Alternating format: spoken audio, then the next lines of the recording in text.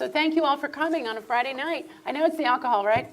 Yeah, no, it's Rob Nabors. We are so lucky to have Rob. I'm here for the alcohol too. You are. You have on the way. I know you haven't had any. You had ginger ale, so don't give me that. Anyway, no, I know why you're here. We have a tremendous carrot. Anyway, excuse me. I do have this terrible voice, but I feel fine, so I'm going to carry on. You all have Rob's bio. It is astounding. He's really 4 people, at least. And so let me just quickly give you that, and then as you know, the drill is I get to ask a bunch of questions, and then you get to ask a bunch of questions, and I know that you have them up there. Yes, we're big trouble. So Rob Nabors was a former colleague of mine at the White House, which is how I know he is an extraordinary human being. Currently Director of Policy and Government Affairs at the Bill and Melinda Gates Foundation, which is, I believe, the 3rd largest foundation in the world. The largest foundation. The largest foundation in the world, larger than any university endowment, for example. I mean, immense.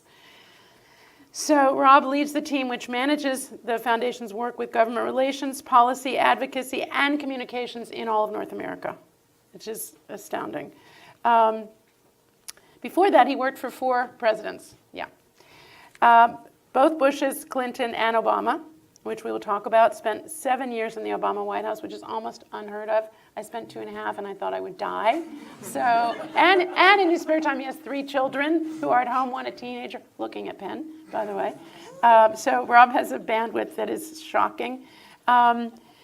Joined the foundation from the U.S. Department of Veterans Affairs, the VA, where he was chief of staff to fix a giant crisis. Before that, he was in the Obama administration as the White House Director of Legislative Affairs. That's the whole Hill, managing all work with the Hill, not a small job. Also Deputy Chief of Staff for Policy in the Obama White House. Was, I think, 3 times in the OMB, Office of Management and Budget. Most recently as Deputy Director. Also worked in the U.S. House Appropriations Committee, including as Majority Staff Director. And he's very young. So, BA from the University of Notre Dame, MA and Master's from UNC. Big bio. So thank you, Rob, for being here. It is a joy to have you. I always like to start talking about your background and your childhood. Like, what the heck was the recipe that put you in all, climbing all those mountains? Was there anything in your youth or childhood we need to, emulate? You mean fix? Or I'm sure it never happens again? No. Yes. What was the problem? I come from a military family. My father was in the military for 30 plus years. I believe I did the count once. I believe it was 14 schools in 12 years before I got out. So I think it leads to 2 things. One, being in new situations doesn't actually bother me. Sitting still bothers me more than being in new situations, 1. And 2, you can't exist on a military base overseas. And I appreciate you saying I'm young. I am not young. I was overseas during the Cold War, during the height of U.S. involvement in Europe, when there are these large military bases, tens of thousands of people wandering around, where your whole life is built around service to the country and this insular community. So it's hard to come out of that situation without some sense of you were supposed to give back. You were supposed to figure out what your role is in the community, what type of manner in which you can conduct public service. So that is the beginnings. As I sort of moved into my academic career, I was a popular undergraduate. I was not necessarily a dedicated undergraduate, but popular. Read wild. So it took me a little bit of time to figure out what the path was actually going to look like. Originally, I was at the University of Notre Dame. I thought I would be a theology major, and my father, who I don't know if I've mentioned was in the military, said, "Who's going to pay you to talk about theology?" And I said, "Probably nobody. You should rethink your major then." So the next natural step was my interest in foreign affairs. and I was going to be a Soviet specialist. And then the next year, the Soviet Union fell. Oh, God, you're not doing well here. So if you ever want anything to go away, get me to study it, and it will go away quickly.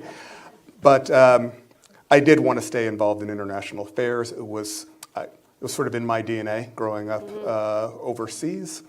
And I wanted to figure out sort of what the future would look like. I didn't want to do something, I mean, if anything that I took away from the Soviet experience is I don't want to be rooted in the past. What is over the horizon?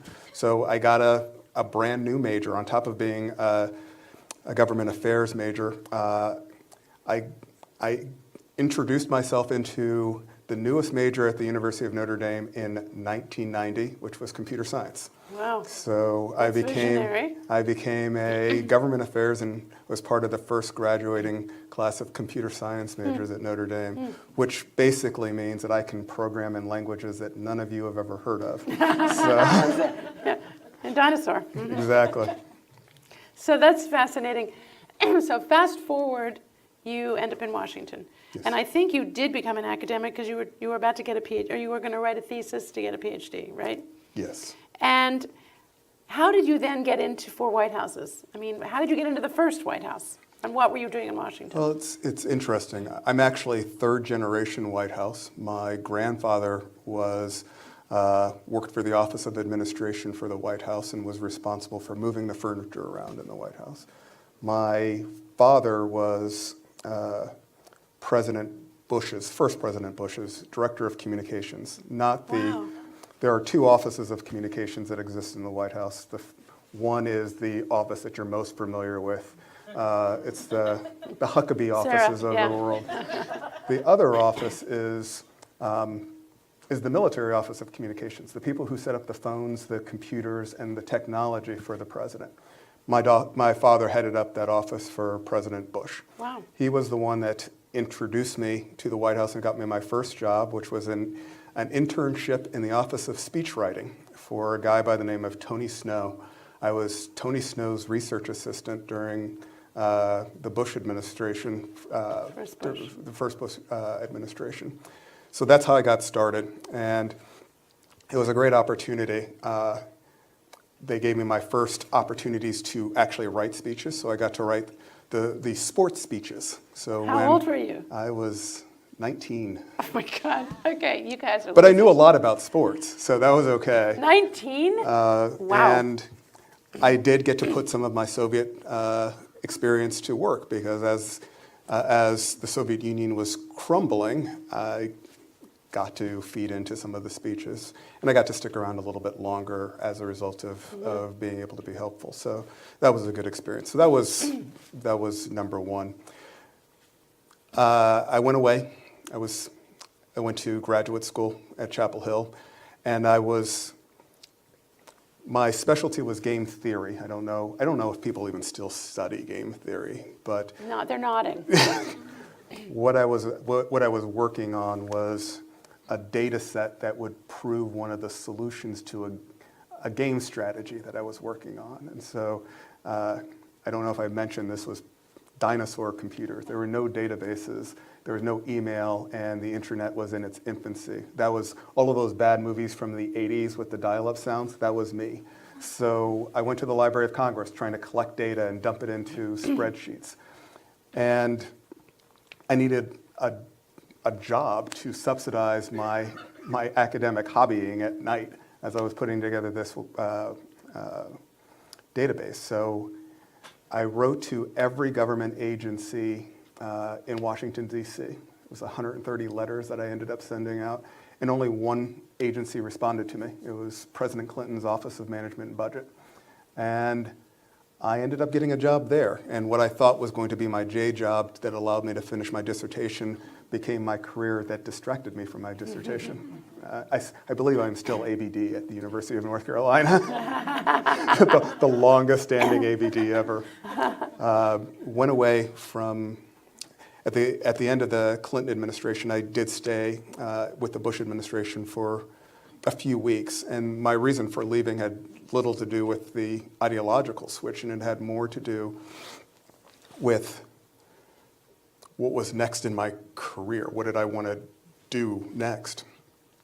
I was career staff in the White House at the time. The Office of Management and Budget is sort of the largest career staff entity within the White House, and they serve the presidency. Presidents come and go, OMB was forever, and I thought that was going to be my career, but increasingly the types of things I was interested in were occurring other places. And that really forced me to ask the question, do you want to be career staff or do you want to associate yourself with one of the parties? And it was at that moment, a couple of weeks in, as I was trying to figure out if I wanted to start my new job in the Bush administration, that I decided I wanted to go to the Hill and work with the Democratic staff of the House Appropriations Committee. I went, after a great career on the Hill, a very fun career on the Hill, I was brought into the Obama administration. I did not know President Obama before I joined the administration. I actually met him the day I was nominated for the Deputy Director of the Office of Management and Budget.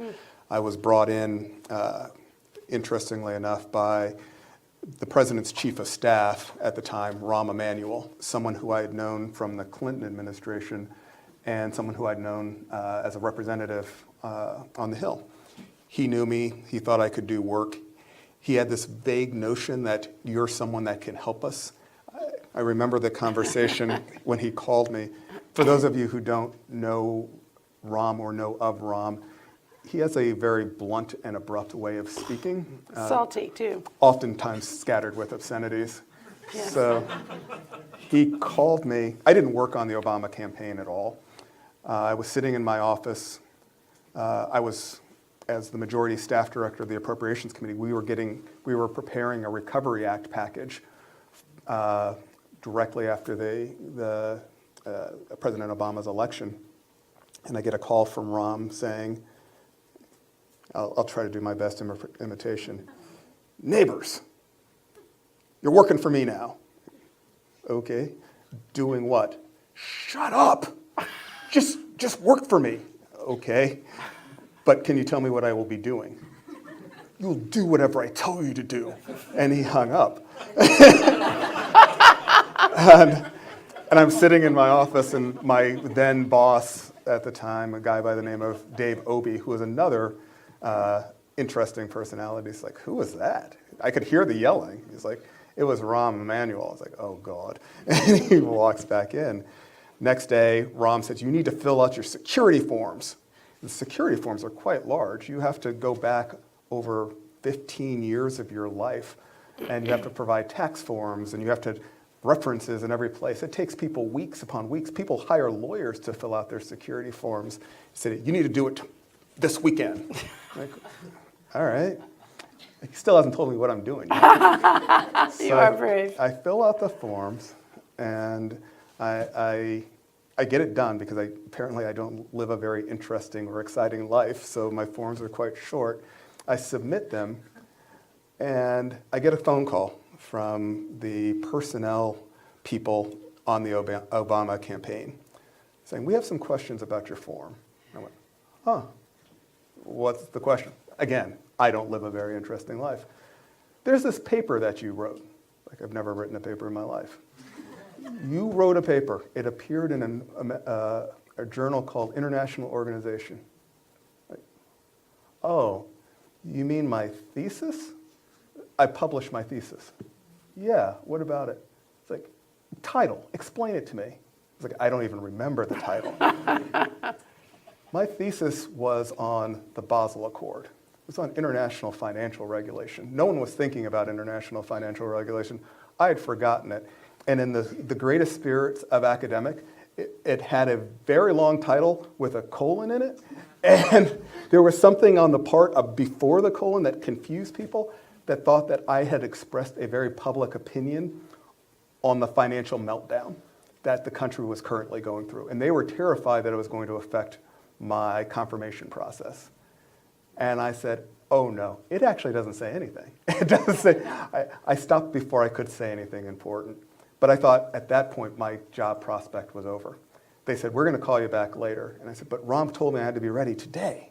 He's like, yeah, we'll call you back later. So I'd gotten my family all excited that I was going to go work for President Obama.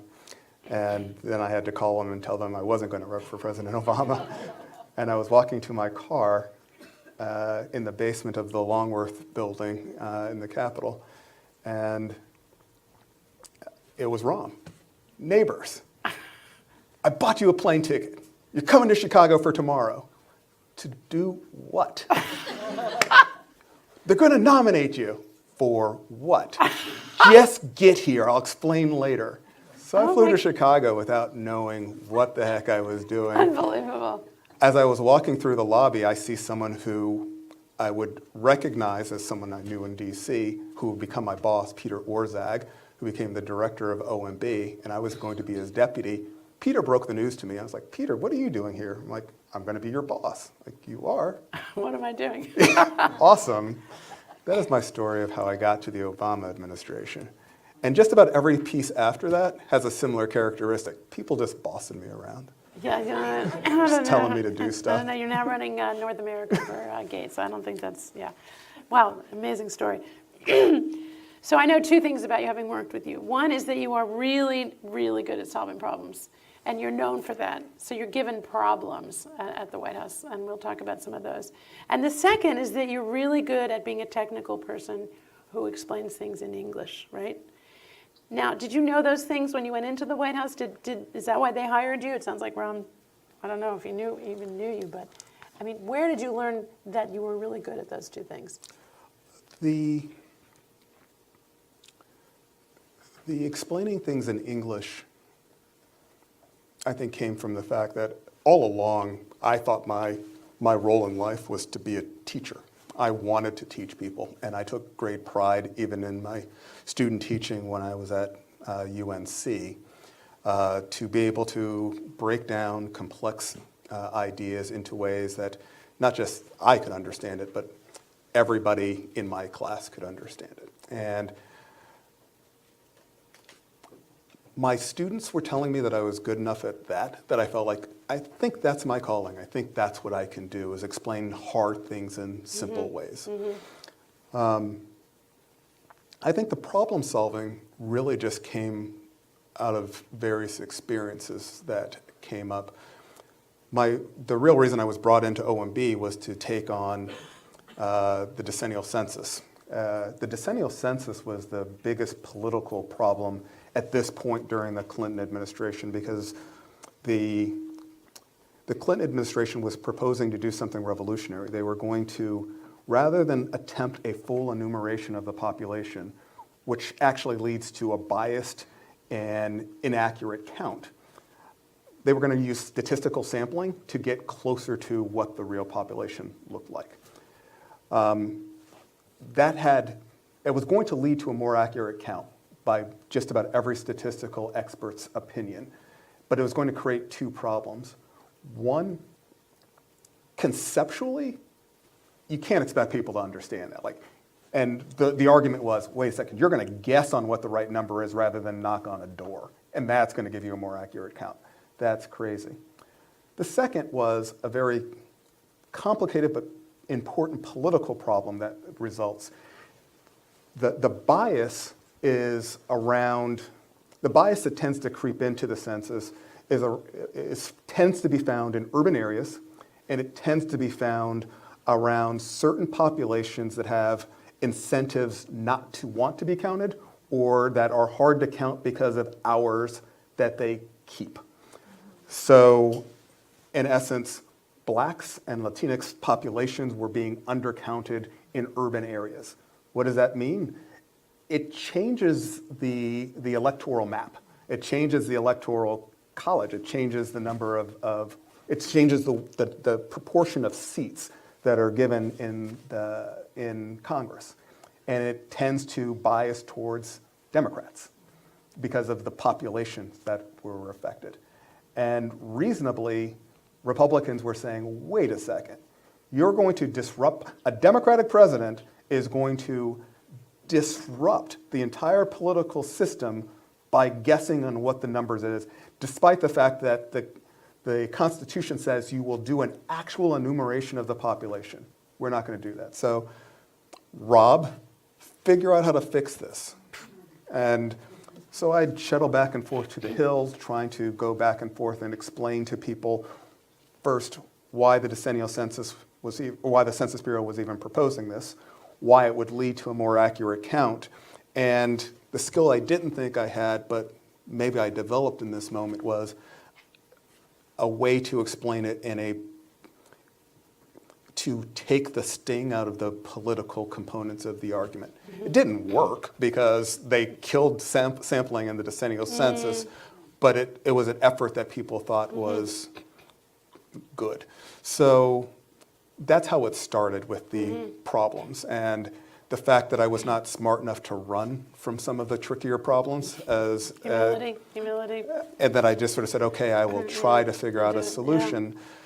Just led to more and more of these things coming up. And sometimes it's just the necessity of what you're doing. I mean, the higher the positions that you get in the government or either in the executive branch or on the Hill, the more you're going to be faced not with the easy stuff, but if you were Nancy Pelosi and you were trying to get enough votes to become Speaker of the House of Representatives, how are you going to navigate the situation that exists within your own party to get to those 218 votes? If that was easy, anybody could have done it, but they need someone to figure out those hard things. Well, and I know that you worked for Nancy Pelosi, also Harry Reid and Steny Hoyer, so that's another whole area. Yes. So you know Nancy. I worked for a lot of the leaders, yes. Yeah. Well, and you're a problem solver. We got a big problem in this country. We got a government shutdown. Yes. That's among many, but that's a big one. So I learned something about Rob earlier today. He was President Obama's chief negotiator in the last government shutdown and in 4 or 5 total shutdowns. So you are the chief negotiator today, or you're king. How do you fix this thing? What do you tell him? And how did you fix the others?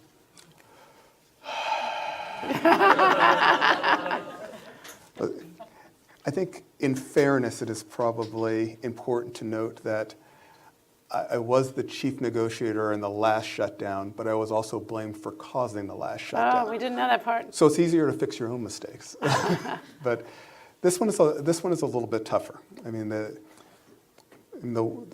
with most negotiations, if you understand the incentive of the incentive structure of the people sitting across the table from you, you can sort of start to piece together what the various packages look like, what the various deal sets look like.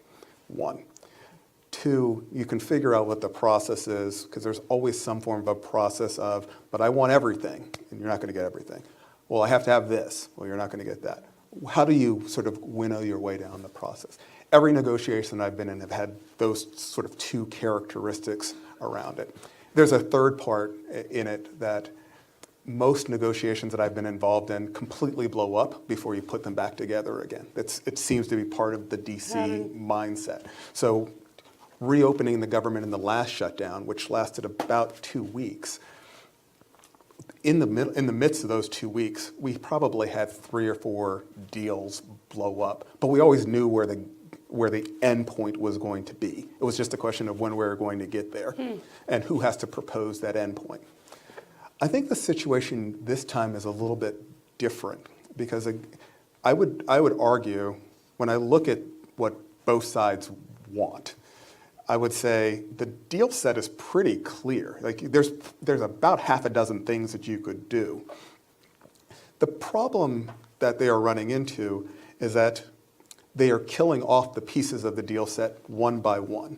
You have to keep some of the deals alive, partly by never talking about them. But I'll just be more concrete. One possibility is... Concrete, that's an interesting word. Have to be more steel fence. One possibility is President Trump wants a wall. Democrats can't give him a wall. How about here's some money for border security? I mean, they have to give money for border security. It's one of the biggest parts of the Department of Homeland Security. Democrats aren't opposed to security. They are opposed to the wall. Here's some money. You get to say that you got increased border security. We get to say we didn't give you a wall. We all go away both crowing that we won and complaining that we lost. It's win-win, lose-lose, everybody goes away happy, except that the president said, no, I need the money specifically for a wall. Like, oh, well, that's a problem because Pelosi can't give you that. Another solution set is, I'm just going to go around Congress. Well, that makes life easy for Congress, and they don't have to do anything, and then they can get on with their business. I'll just declare the national emergency. But then the president said, I'm not going to declare the national emergency as well. So that goes away. Now we're at the point where there are so many deal sets that have been turned off that someone has to go back on their word. And that creates two issues. Like, one, that's not a situation where everybody can go to their corner and declare a win. That's a corner where one side clearly has had to capitulate. And that's sort of the situation that we're in right now, that it feels increasingly like one side is just going to have to lose. That is one problem. The second problem is that over the horizon is the next government shutdown, because the government is currently operating under a 2-year budget deal. This is the second year of that 2-year budget deal, which means Congress has to do this all over again in a couple of months. And whoever lost is going to dig in like crazy on the next budget deal. So you can solve this crisis of the moment if you want to, and you can crow that you won, but you know that the next fight is going to be even more brutal. So that's my long-winded way of not answering your question. Oh, dear. So if we get a real crisis, like a plane crash, God forbid, or we get, Well, I mean, does that motivate them to move? There's going to be increasing a pressure on elected officials to do something. Like, this can't go on forever. And it's really a question of who's going to feel the most pressure. Is it going to be congressional Republicans that end up saying, like, no, but seriously, this is starting to hurt? Or is it congressional Democrats that end up saying, like, we can't, the tide is turning on us, this can't work out? At some point, this has to change, though. Fascinating. Okay, another problem you had, well, we're being depressed, but you solve them, is the VA. Now, there was a crisis at the VA when we were there in the White House. And what did the president say to you? And how did that end up? The VA is a very complicated organization. It is the second biggest cabinet agency in the government. It employs about 320,000 people. Wow. And about 2,000 hospitals around the country. It is the biggest loan giver in the country because of the student loans under the GI Bill. It is the country's biggest fiduciary agent, and it runs cemeteries. It's just a massive organization. It is also underfunded, and it has a very complicated mission in that providing health care. The healthcare is really the biggest issue, but providing healthcare is an expensive proposition anywhere. Providing healthcare for veterans is particularly tricky because of the way the benefit structures are done and because of the nature of many of the conditions that the veterans are dealing with. So the particular crisis that came up, there's always issues around VA, and they tend to be around management and whether veterans are being treated appropriately or not.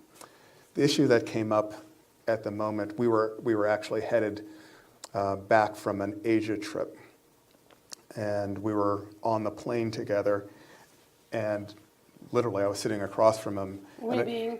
You and the president. Yeah, and I was looking at my phone, and there was this text that it said 700 veterans had died in VA care. And this can't be right. Like, 700 people didn't just die.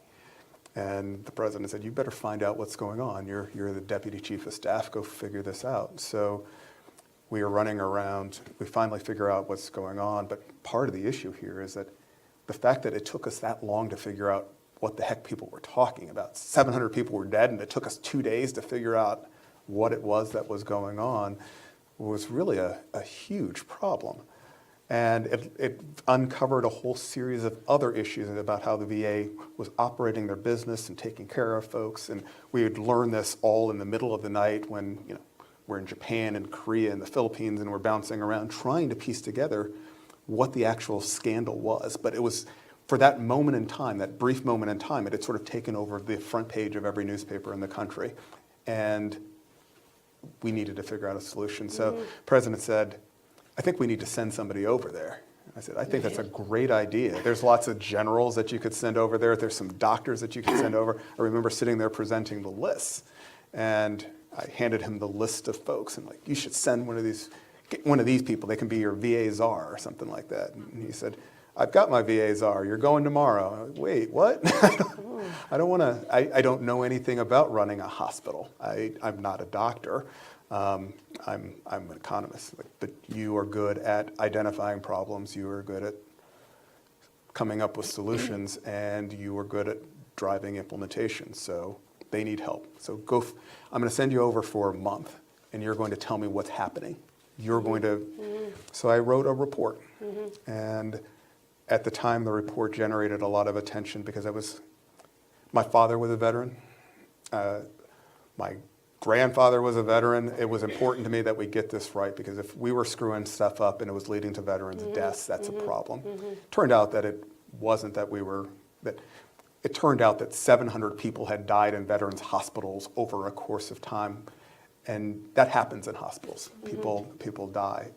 The way it was characterized was wrong, but it didn't change the fact that VA was woefully unable to conduct its mission for a variety of different reasons. And I wrote it in a report, and I published it, and it was quite critical of the administration. They ended up having to get rid of the secretary, who honestly I consider to be a very, very good person, a very honorable person. And we had cleanup to do. And the cleanup was less about covering up a political scandal. It was more about how do you build a modern hospital system that can take care of an aging population dealing with conditions, quite honestly, that most hospitals would never touch. Like you are missing 2 limbs and you have PTSD. Not interested in that one. You should go someplace else. But those are the cases that VA was getting. And it was my job to try to build it into a modern corporate type of structure, starting with the computers. I mean, part of the reason that we couldn't identify what was going on with the 700 is because the VA computers didn't talk to themselves. And the way people were managing the databases, because the computers were so slow, and this is well-intentioned people doing the best they can under really crappy conditions, they would write sticky notes. It's like the computers are down now, this appointment got changed and this person is no longer going to need this appointment. And I'll update the computers later on when they're back online. And you can't run a 2,000 hospital system with sticky notes. And I was joking about the computer languages I learned. The computer systems that VA was using for scheduling, they were hiring people with my background, C and COBOL. And it was funny. I was joking with Bill about the systems. I don't know if any of you remember the old MS-DOS systems. That's what they were running. That's what they were running in VA. And that's what the problem was. So it was my job to sort of fix it. So my month turned into almost 2 years trying to sort out the problems. But I think over the course of those 2 years, we did a lot of good. We never fully fixed the problems that affect our veterans, but we definitely upgraded the place. And you couldn't say no when he didn't like your list of people. It wasn't really an option to say no. Yeah. You don't say no to presidents. They tell you what you need to do. Or to Rob, I guess, either. Yeah. So last question on the political stuff. We'll move to Gates in a sec. But my last question is, so we achieved a lot of things in those, you were there 7 years, astounding. Have you ever talked to the President Obama about, or what is your view of what we all or you all could have done differently that might have changed the outcome in 2016? I mean, was there something we did that created 2016, or was it going to happen anyway? I've never talked to him about it, so I don't know what his thoughts are. I think it's a tricky question, and I think everybody sort of needs to look at themselves and both identify what it is that did happen and then think about what could have happened. The single thing that sort of sticks with me about this is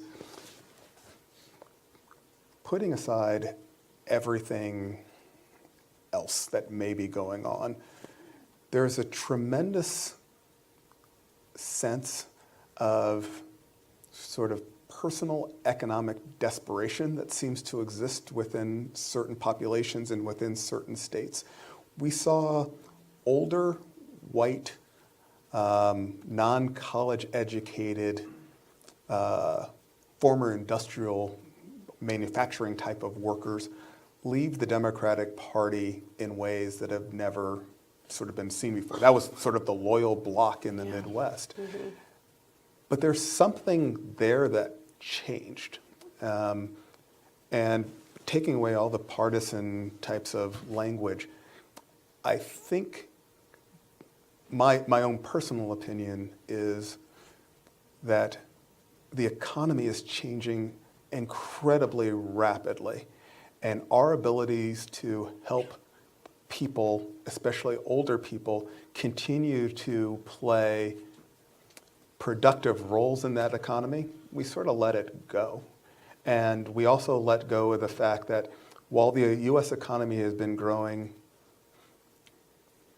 more or less steadily or rapidly over the course of several decades, increasingly there have been divisions as to how that economy is affecting different people. The income inequality that exists in this country is pronounced, and people are pissed off and they're scared. Mm-hmm. And the thing that I'm most disappointed about is that we didn't know that. Not because we lost an election, but mm-hmm. because people were suffering, mm-hmm. and we didn't. Mm-hmm. If we would have known, we would have done something about mm-hmm. it. Mm-hmm. But it almost took this explosion, this emotional surprise mm-hmm. reaction during the election to lay bare what is going on underneath the mm-hmm. country, which is just a tremendous mm-hmm. amount of dissatisfaction for, like I said, for mm-hmm. a series of complex reasons that people much smarter than me mm-hmm. will end up sorting out. Mm-hmm. But whether we could have done anything mm-hmm. about it or not doesn't change the fact that I sort of wake up every day with a tremendous feeling of guilt that I should have done something. Mm-hmm. Not for partisan reasons, but mm-hmm. because American citizens mm-hmm. were suffering and we sort of failed them. Mm-hmm. Interesting. So it's a bit of a segue to the Gates work that you do. Huge job you have now. I mean, as huge as you've left, I think, is this one. Again, you're in charge of North America for the Gates Foundation, the world's largest foundation. Now, was your move there driven at all by, okay, this is a policy position in the U.S. with, I mean, you're Santa Claus. You got this huge amount of money. Not just you, but the foundation. Bill has a lot of money. Don't you love it? He calls him Bill, like it's like Oprah, Anyway, was that part of your motivation? And do you feel, and I want to get later on to the healthcare, the global healthcare tremendous strides that your foundation's made, but how are you addressing that in the U.S.? I mean, can you help with those assets, this particular problem? We are spending increasing amounts of our time trying to figure out what the right way to address the problem is. The way the foundation thinks about it, we are very deliberate as we take on issues. It's almost like a corporate data-driven philanthropy, in that the two primary questions that Bill asks us as we think, Bill and Melinda, she's very involved in all of these things as well, is do we actually know what the problem and solution is, and what can our value add to that solution actually be? Simple questions that actually have profound impacts on what we are doing. There's a lot of things that are troubling the world, but we don't get involved until we have a better sense of what's going on. So we spend a lot of time learning, and we will invest a lot of money just trying to figure out what do we think the root causes of problems actually are before we start to make programmatic investments to try to figure out what potential solutions are. We also try to do that. The primary focus of the foundation are populations that are the neediest populations in the world. In the United States, it means something different than when we are talking about some of the places that we work in Africa or Southeast Asia, in that there's tremendous pockets of poverty that exist in many places in the United States, but those pockets still exist within an overall economy and an overall structure that should be able to address those types of problems. Maybe they don't know how to, and we need to show people how to. Maybe they don't know the problems exist, and it's our job to lift up the problems. But, and this is a crude way to say it, but the United States government doesn't need our money to solve these types of problems. They might need our data, they might need our experience, they might need our advice, but they don't necessarily need our funding in the same way that certain African nations may need our funding, or certain Southeast Asian nations may need our funding. There's also a difference in the types of problems that some of the countries are facing, where there are basic building blocks in Africa that still need to be completed, which is why in Africa we tend to focus on global health. It is, if you can get people healthy, then you can start talking about ways that they can be productive in the economy, and then you can build off of that. We have some of those those basic building blocks in the United States, and so in the United States we've leapfrogged to what we believe is probably the single most important thing to ensure that people can live better lives, and that's to get a quality education. It's interesting, though, in a world in which the Gates Foundation deals with all kinds of complex things that I am too dumb to even understand. I spend half of my time after meetings Googling words that I heard so that I can understand what's going on. But we're involved in CRISPR. That is one of the things that we fund in terms of looking at the future of genetic editing. We are involved. What is CRISPR? CRISPR is the future. CRISPR is. I don't know what it is.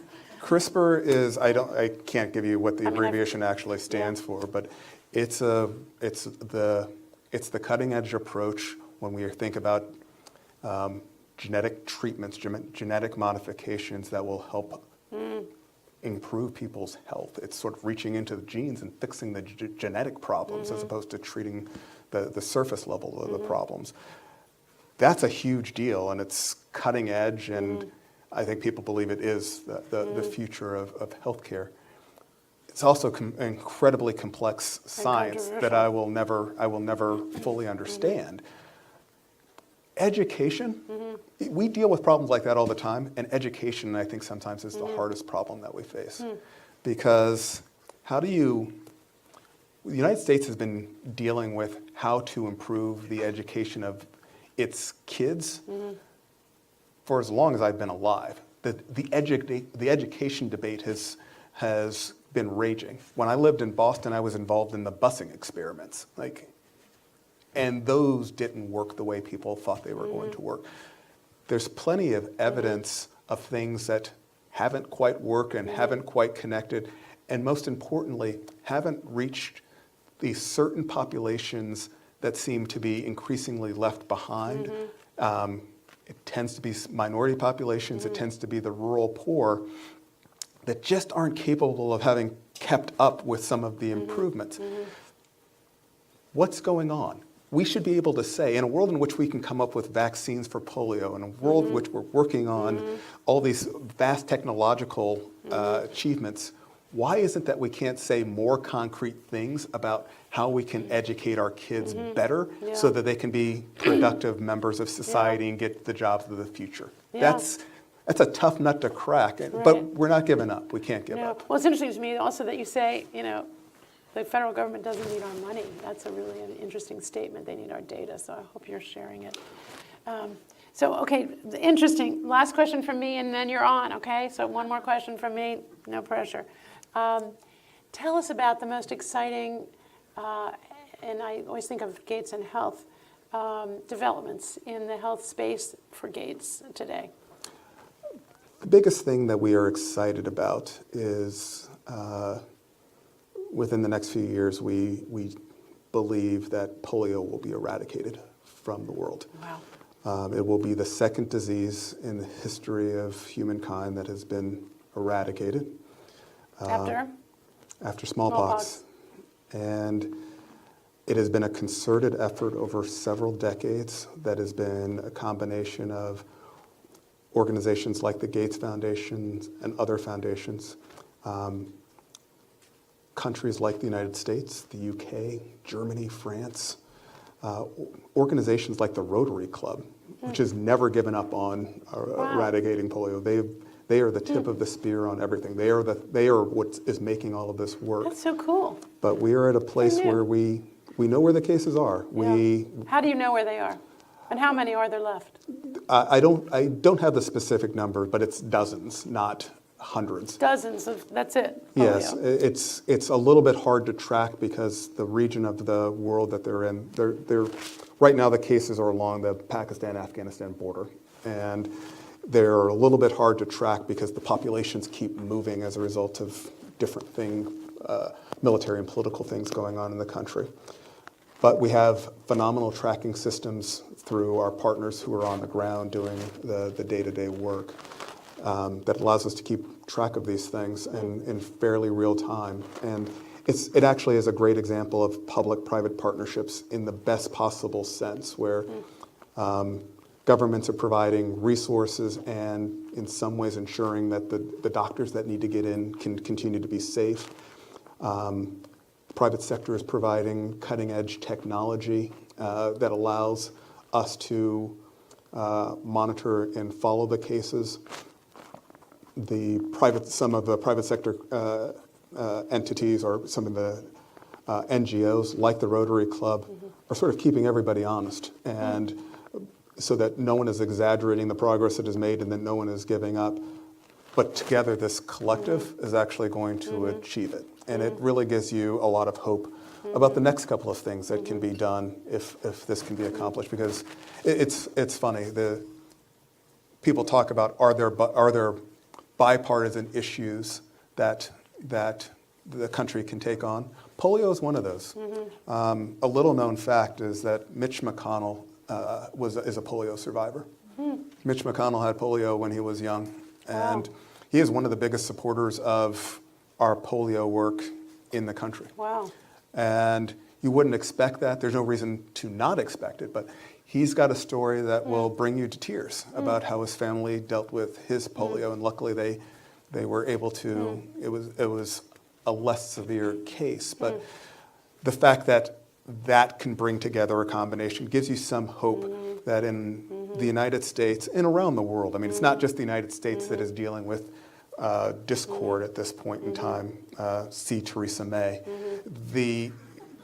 What we are dealing with around some of these issues, around HIV, which, just to be clear, probably the most important thing that has been done over the last 25 years to try to address the HIV crisis in Africa was this thing called PEPFAR.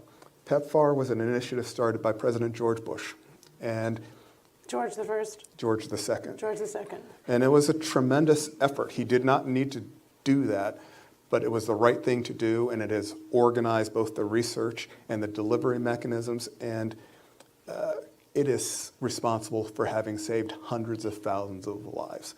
Again, another bipartisan initiative around these life-saving interventions that we can all rally behind. So, Just tell us the last thing about the HIV vaccine.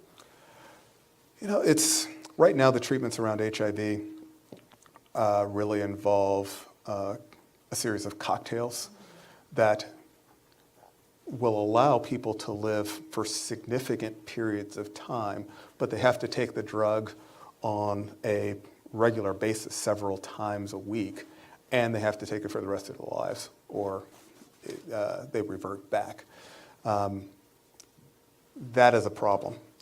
It's a problem from an expense perspective because the drugs are expensive. It's also a problem because at the same time we have these treatments, the population of the world that that has HIV is actually growing. And we have to figure out a way to bend that curve. Otherwise, the cost of these treatments in faraway places are just growing and growing and growing. And right now, the United States is playing a huge role in that.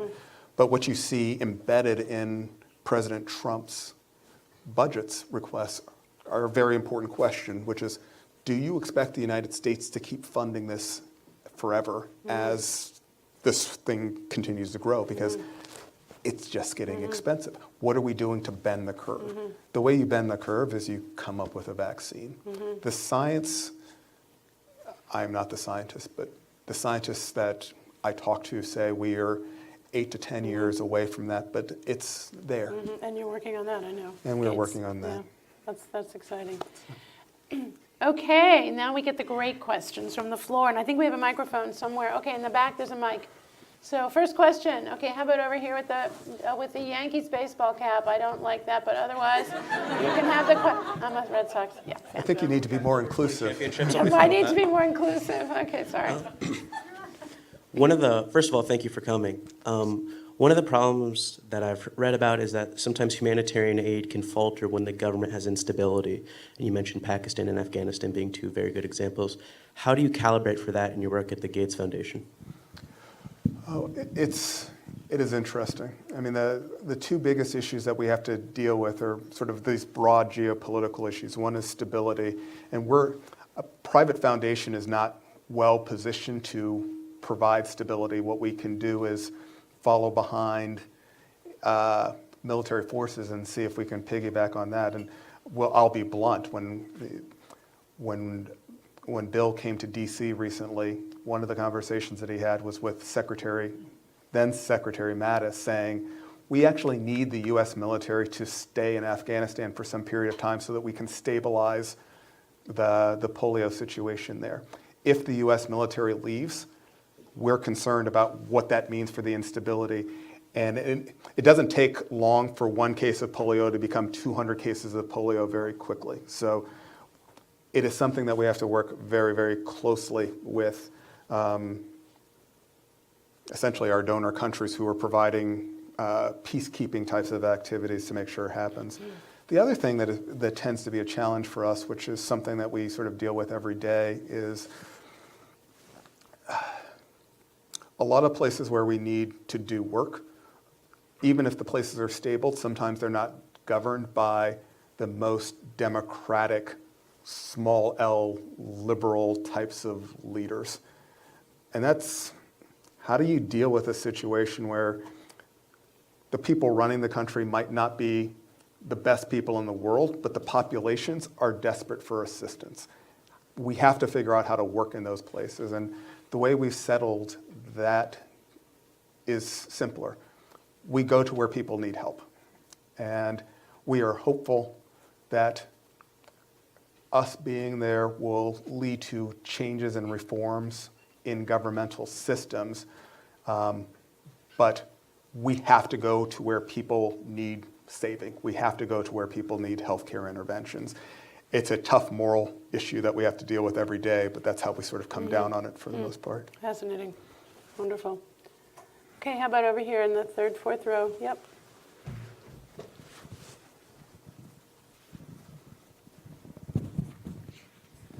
Right. Hi, thank you so much for coming today. So my question was, what do you think is the best way to build bipartisan policy consensus when we're in an environment where members of Congress are accountable to a base that might not be looking at the same set of facts in the fake news era? It's interesting. When I talk to some of my former Hill colleagues, I'm now considered an old-timer, having left the Hill about a decade ago. My time on the Capitol was really at an evolutionary inflection point where we were moving from a place of old bulls and backroom deals to a place where people were abusing the backroom deals, and it was leading to ethical problems, criminal activity that just needed to be cleaned up. At the same time, there was a change. We were also experiencing a change in both the way communications was occurring in the country. When I started on the Hill, we did not have 1 million 24-hour news services, and we didn't have C-SPAN. I was around for the beginning of C-SPAN and the like. So the incentives around members have changed. Increasingly,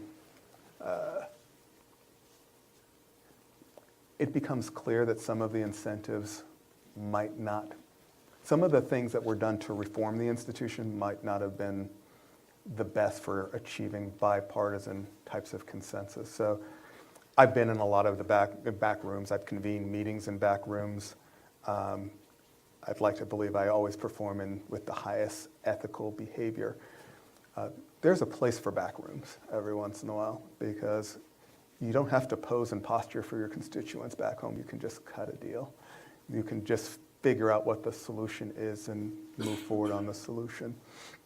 We're losing some of that space. There's a space, we need transparency, but we also need to have quiet spaces for personal conversations. That is one thing that is changing. There's a second thing that has changed, is that back before there were 1 million flights flying into Washington Reagan Airport, members were forced to stay in Washington over the weekend, which disconnected them from their constituents, and people complained about that. But it had the positive impact of members actually having dinner with each other, because they were there all the time. And I don't know how it is for you in your interpersonal sort of relations, but it's a lot easier to call someone a nasty name if you don't have to look at their wife and kids the next day. Those personal relationships, every member of Congress will say, the loss of those personal relationships destroyed something critical, in that there was an interpersonal connection that kept things from devolving too much. I think there's a third thing that I think we as a population need to own, which is, I used to be a professional Democrat. I still am a Democrat. But there are certain issues that have to be above partisanship. Like, everything can't be partisan. And there are certain issues of state and the like that have to have a special place. Once upon a time, issues of war and peace and foreign policy sort of exercise that type of thing. There are long stories of, like, Republicans and Democrats sitting down and trying to figure out, like, this is what the country has to do. We have to all get right with this, and we don't criticize presidents, and we don't do this, and we don't do that. There was rules of behavior on certain types of activities. Doesn't mean that that everything had to be bipartisan, but certain things, we just had to put things aside and do what needs to be done. Increasingly, it feels like everything has a partisan lens on it. Like, even, it was an interesting thing a couple of years ago. I guess it would have been during the 2016 election cycle. Zika hit Florida, and I remember seeing, like, the horrible pictures that were in, like, that you would see of kids born in Puerto Rico and kids born in South America, and now it's in Florida, and we should do something about it. And I remember watching television. I was already out of the administration by this point, and all of the frame was around, well, they have to save these seats in Florida. Like, no, it's Zika. It would be the equivalent of saying, like, well, Ebola is in New York City. Should we do something about it? Well, let's figure out what it means for the electoral. Like, no. People are going to die. Babies are going to be born deformed. Let's figure out what the solution is. Again, there's a reason why we have the political system that we have. And I believe very strongly in the political system, and that people should vote however they want to vote and to vote on whatever issues. But at some point, we need to put the ideologies aside to handle some of the deeper crises that affect the country. Some things, like, our infrastructure is eroding. Like, bridges are deteriorating at a rapid rate. Our airports are, I don't know if you've ever been to, like, a European airport compared to some of our airports. Like, I love just hanging out in the London airport. It's awesome. It's very pretty. But that affects commerce. Our economy is going to start to slide. If we can't up our game, we should be able to put those things above the fray. So. Okay, how about all the way in the back?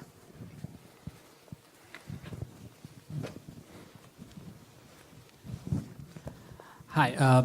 I'm a first-year student at Fells. I just basically wanted to ask a very practical thing. How does your day-to-day work look like? I mean, as a director of government affairs and policy at the foundation, what's a typical day for you in office? There are two types of typical days that I have. One is when I'm in the DC office. There's about 150 of us in the DC office. I spend most of my day directing a series of, there's multiple teams. We have a communications team that handles all of our communications work in Washington, in the United States and in Canada.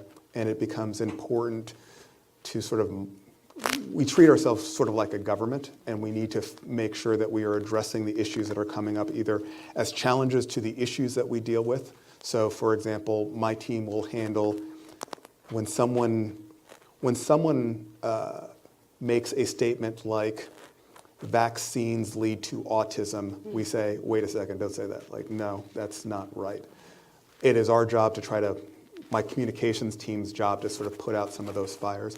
A lot of those fires in the United States are really around education because there's so much floating around with misinformation around the education. The team is doing that. So I'm litigating questions about what we should get involved in, what we shouldn't get involved in, what type of position we take. On the government relations side, we have a team of about 15 people who are working, trying to advocate and influence the U.S. federal government. And that tends to be what I would consider to be a traditional government relations type of play. And my responsibility there is really to check people's strategies and make sure that the strategies are going to lead to the best possible results that we are looking for. We have a policy team, which requires a little bit of my deeper thinking as we try to think through what are the types of policies that we need governments, state governments, the federal government, the Canadian government to implement that will make our efforts more effective. Sometimes it's just co-funding the types of things that we are interested in, which doesn't take a lot of thought. Like, we want $5 million, you should put in $5 million, let's get $10 million, that's the way it works. Some are much more complicated, like from what you can tell about our global health work, we do a lot of work around pharmaceuticals. And one of the things that we are concerned with is the amount of time that it takes drugs to come to market and drugs to be available for treatments and the way FDA sort of manages that process. We need drugs out faster. We need more efficient ways to manage that process. So we do a lot of work with FDA and the like. We also do work with NIH to monitor the research that they are doing. The NIH is sort of the crown jewel of healthcare research around the world. And if they can both explain to us what the cutting edge looks like, and we can help them by partnering in research with our partner universities to do the research that a government organization can't do. That's sort of what day one looks like. Day two is when I have to go to sit through lots and lots of meetings because the foundation is a large place. There's 1,600 people that work at the foundation. I lead one of the biggest teams because the United States is so core to everything that the foundation does. I end up getting dragged into every meeting, even meetings that I don't want to be in. So, but I would say, it's part and parcel of what we do. If we want to have scale and we want to be able to coordinate across that scale, the trade-off is that sometimes you have to sit in meetings and wonder why I'm here. Yes, in the back again, up here. Yep. Sorry, we'll move over here eventually. Thank you for being here. I wanted to get your perspective on habits. So you worked for President Obama, Peter Orszag. You meet, with Bill Gates. What are, some characteristics that you've identified from these folks that you've implemented in your daily habits, what are your daily habits that has made you quite successful? That's a good question. I don't sleep. No, it's each of the people that you identified are slightly different people, and I've tried to take away a little bit of something from each of them. So, for example, with Bill is brilliant. I mean, he's clearly a phenomenal businessman, but the level of insight and incisiveness he brings to questions is interesting. But he also has a way of making decisions quickly. He looks at data, he sort of absorbs everything that he can, and then he pulls the trigger. He doesn't do this all day. He knows what he wants to see. He won't make a decision until he has all of the information that he's looking for. But once he has that information, he's very quick to say yes, no, 1, 6, whatever the decision needs to be, he will jump in it. I've been in lots of situations where people are afraid to make those types of decisions. Bill is never afraid to make those types of decisions, and he's rooted in the data and the information. Peter Orszag was also brilliant, and Peter had a habit of incentivizing himself. Like it was fascinating watching him. When I first met Peter, he was training for a marathon, and he put one of those apps on his phone where if you don't run a certain number of miles every day, you end up donating to some ridiculous cause that you don't actually like. And he would do that with everything, though. Like he was always creating these incentives to drive him in slightly different ways. But it worked for him. For me, I think the value add that I can bring, and it sort of gets back to problem solving and the like, is even before you can solve a problem, you need to bring some organizational structure, some sense of order to the situation. And as a result, people sort of laugh at me in the office. I carry around massive lists of things. I just write everything down that needs to be done during a day. And it's always on the folded piece of a piece of paper. And I don't leave until everything gets done, everything gets crossed off, or everything is moved to the next day's list. But that list is both my organizing device, but it is also the thing that allows me to prioritize and the like, because I have so many people reporting in so many different things to me about all of this stuff that is going on. A lot of it I need to study to actually be smart about. If I don't have that type of organizational mechanism, everything sort of collapses. But more importantly, the decisions that I am responsible for making turn out to be nonsense. I need the discipline of having a list. I need the discipline of being able to put everything in its appropriate box to bring order and to make smart decisions. So those are my habits. You got to write a book one day. No one wants to read the book. Book. Okay, 2 more questions. How about right here in the middle? Yep, that's you. Thanks. Get the mic. Thank you.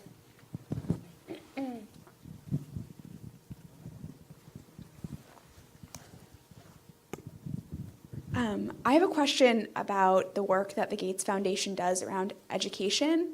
I'm curious, in a field that's so challenging to find database solutions, how you all decide to invest in innovation and what kind of innovations you're investing in right now, and how has that strategy changed over time? I think I'll start backwards with your question. Probably the biggest thing that has changed over time is a recognition by us. It's sort of a humbling recognition that we can have the ideal solution that the data tells you is absolutely going to work, but every location is different. Every school is different. Every school district is different. And we need to be more flexible and more open to being able to say, we can all agree that a certain problem exists in a particular school. There's probably 3 or 4 different solutions that you can implement in order to arrive at that solution. And there's various pieces of evidence that suggest that those 3 or 4 solutions may work. You principal, you, superintendent, should pick what those solutions are. It shouldn't be someone from Seattle picking that decision. It shouldn't be someone from Washington, D.C. The person in Jackson should be making those types of decisions. That is a pretty big deal. I think the second thing is, which is a very hard lesson to learn, we love scale, we love scope, we love to go out and change the world in one fell swoop. And we've done really good work in places like the Global Fund or Gavi, GPEI, these places that are fundamentally changing healthcare. When we tried those types of things with education, it falls a little bit flat. And part of the reason is the first thing that I talked about. The second thing, though, is that there's probably no more personal decision that parents make than how their kids should be educated. The last thing that any parent wants is for someone who is not in their school or their school district to be telling them what is going on or not going on. One of the more powerful pieces of polling that we've seen is that just about every parent thinks that their kid's school is awesome. Like, even the ones that are failing, they're no, our teachers are great, this is going well. Like, really? And like, no, demonstrably that is not the case. They're viewing things in a slightly different way, but I mean, part of the message here is that education decisions are deeply personal and have to be made at a lower level. And when we've tried scaling exercises like Common Core or various regulations that we worked with Arnie Duncan and the like, it may have been effective in terms of creating a change in the moment, but it was never absorbed. And when we saw the collapse of Common Core, in part it was a rejection of someone from far away imposing their view on us. And if you're ever looking for a bipartisan consensus, both Republicans and Democrats don't want you telling them how to do education. So that is a second thing. But in terms of the types of things that we are investing in, there's a lot of them. I mean, some of the things that I'm more excited about, online learning and access to online learning is something that looks very promising.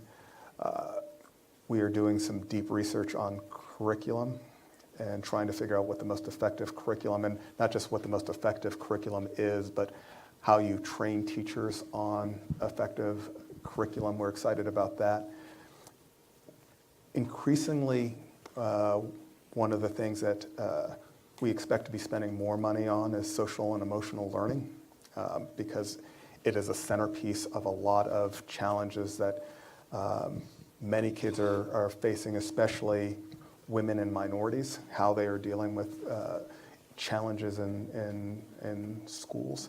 So there's probably not a single type of solution that we're not investing in right now, because again, we want to make sure there's a lot of solutions that work. We want to collect the evidence on specifically what works about those solutions. And at the end of the day, what we want to be able to do is essentially be able to provide networks of schools a menu of things and say, if you're looking for smart things to do in your school because you have a tardiness problem or you are scoring low on math scores, here's some things that we've demonstrated that have worked across the country. Why don't you try one of these types of things? So that is the investment model, and that is the way we're trying to approach it. Interesting. Okay, last question. Yes, how about right back in the middle here? Where's our microphone gone? Oh, good, nearby. Thanks. I was wondering if you could speak a little bit more to your government experience. I'm thinking about what you described at the VA with the IT infrastructure being very outdated, and I'm wondering if the solutions that you proposed to the really complex problems you faced were dependent on an influx of more resources, or if there were program improvements or efficiencies you were able to implement that were set apart from like more funding and resources, because sometimes that's not always available as an option. Yeah. VA is interesting. There were efficiencies that we were able to propose. Some of the efficiencies are hard. I'll give you an example of a hard efficiency. VA, 2,000 hospitals. VA has the largest stock of historic property, the second largest stock of historic properties in the United States after the National Park Service, because of the hospitals are so freaking old. Wow. And why does that matter? Because imagine, if you will, we're trying to bring new X-ray equipment in, and a new X-ray will sort of fill up a whole room. And the way modern hospitals are built, you have sort of the tiled ceilings and the tiled floor so that you can stream electricity and plug things in below and above, and you can also raise the ceilings. You can't do that in a facility that was built in 1930 that is made out of cement. You just can't. And so what that leads to is a place where, in many hospitals, the hospital example I'm given is a real example.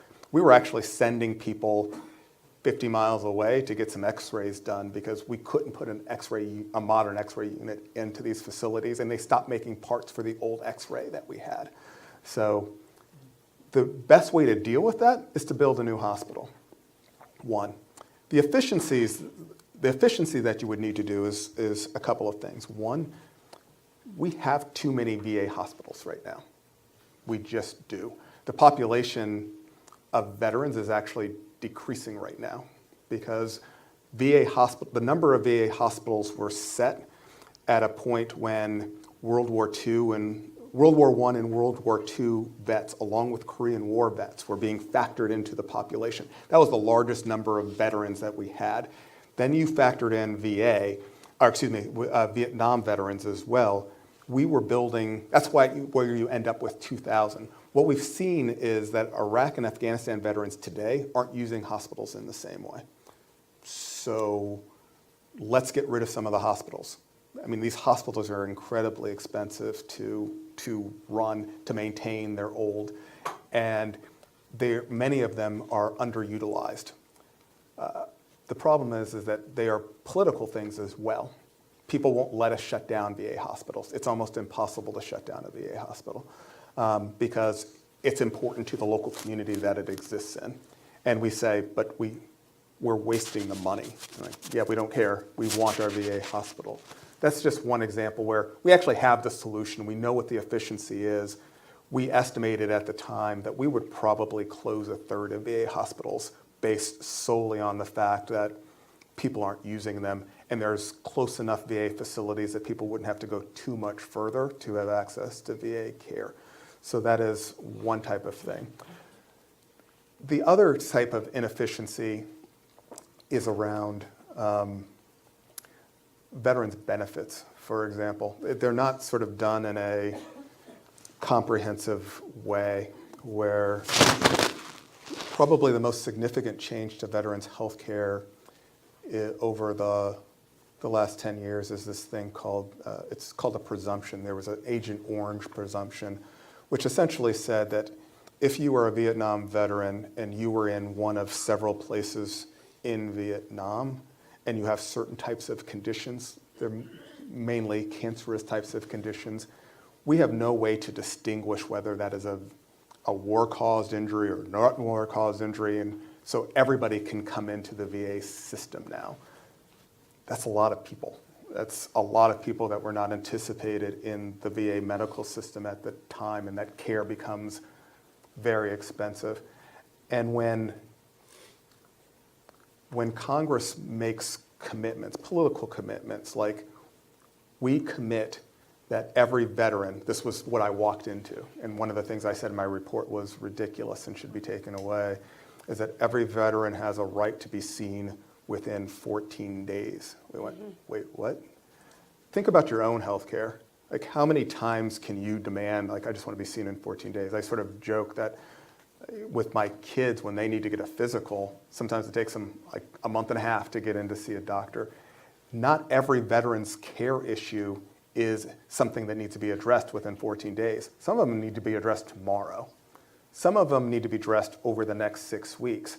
But trying to fit everything into that 14-day window, the only way that you can do that is to hire more doctors. And you're over-hiring the doctors. It's to hire more nurses. It's to have more facilities. So there's a resource problem there. And then there's one final resource problem that is probably the most significant resource problem for the future. But it's going to take more money, which is that, again, the VA hospital system is old. And it was mainly built for that population of World War I, World War II, Korea, Vietnam, that sort of sweep of veterans. The single most important demographic characteristic that unites all of those groups is predominantly men. VA hospitals now have to serve women, and they have to serve women's care issues. VA hospitals are not set up to handle women's care issues. Wow. We don't have separate doors for certain types of procedures and the like. And we spent lots and lots of money retrofitting old hospitals to provide the types of care that a 30-year-old veteran who fought in Afghanistan needs now. But it's both substandard care because it's not in a great facility, and when we build the care for them, people can get better care for someplace else. Like if you're a female veteran right now and you see what you have offered to you at certain VA facilities, we both have to build it for you. Then you have to come and see it, and then you say, thanks, but no thanks, I will go elsewhere. Mm-hmm. And then we have an empty facility because it stinks that no one is going to because it's not good. That's a long-winded, overly simplified type of issue around the types of issues that VA has. Mm-hmm. But in many ways, the fundamental thing with VA is that we need to rethink the way the service is provided from what is needed, not as we love veterans, so they each get a hospital. Like, no, we do love veterans, but the way we should love veterans is by giving them the health care they need in the smartest way possible, because this, we're just building brick on top of brick on bad brick. So This is why you've got to write your book, and we've got to have you back. We have to get you to the train, alas, but Rob, thank you. You are an amazing, inspiring. Please keep solving problems for us. You've got to solve a lot.